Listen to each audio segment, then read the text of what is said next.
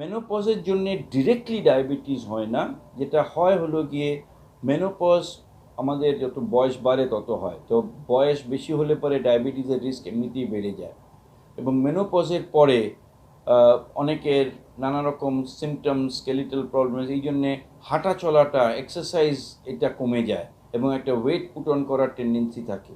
এই দুটো হলে পরে, weight put on plus lack of exercise, এটা হলে পরে ডায়াবেটিস হওয়ার প্রবলতাটা বেড়ে যায়।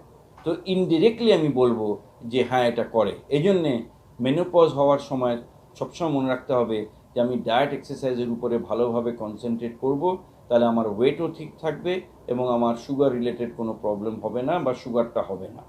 আর যারা ডায়াবেটিক অথবা প্রি ডায়াবেটিক তাদের মেনোপজ হলে আপনারা কিছু প্রেসক্রাইব করেন আলাদা করে? না, তো তাদের আমরা বলি যে সুগারটা আরও ভালোভাবে ফ্রিকোয়েন্টলি প্রথম 1 বছর একটুখানি দেখা, যদি সেরকম অ্যাবনর্মালিটি আসে তাহলে আমরা ওষুধগুলো চেঞ্জ করি। আলাদাভাবে সেটার জন্য কোনো ট্রিটমেন্ট নেই, যে মেনোপজ হলে পরে ডায়াবেটিসের আলাদা ট্রিটমেন্ট নেই বা মেনোপজের ট্রিটমেন্ট আলাদা হবে না।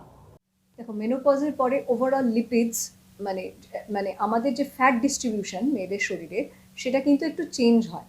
মানে শরীরের মধ্যভাগে ফ্যাটের ডিপোজিশনটা হয় এবং সেই ফ্যাট ডিপোজিশনটা আমরা অর্গ্যানের চারপাশে, আমরা যেটাকে বলি ভিসেরাল ফ্যাট ডিপোজিশন, যেটা খারাপ। তো এই সবগুলোই plus high blood pressure develop করতে পারে, লিপিডস গন্ডগোল হতে পারে, মানে হাই লিপিডস ডেভেলপ করতে পারে, কোলেস্ট্রল বেড়ে যেতে পারে, ট্রাইগ্লিসারাইডস বেড়ে যেতে পারে। তো এইগুলোর সঙ্গে কিন্তু ডায়াবেটিস রিলেটেড, কারণ এগুলো ডায়াবেটিসও এক ধরনের মেটাবলিক সিনড্রোমের মধ্যেই পড়ে। তো সেই হিসেবে কিছু যারা প্রি ডায়াবেটিক ছিল তারা অবশ্যই ডায়াবেটিস ডেভেলপ করতে পারে এই সময়। মানে এটা আমরা বলতে পারি যে মেনোপজের জন্য প্রত্যক্ষভাবে ডায়াবেটিস না হলেও পরোক্ষভাবে হতে পারে। কিছুটা তো বলা যেতে পারে।